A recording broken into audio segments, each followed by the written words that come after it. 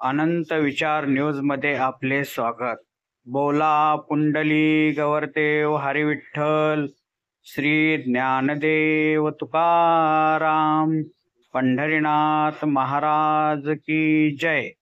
आज 2 जून पासून श्री विठ्ठल रुक्मिणी मातेचे पदस्पर्श दर्शन सुरू झाले असून भाविक भक्तांमध्ये मोठे आनंदाचे वातावरण पाहावयास मिळाले। यावेळी भाविक भक्तांचे स्वागत मंदिर समितीच्या वतीने फुले उधळून करण्यात आले।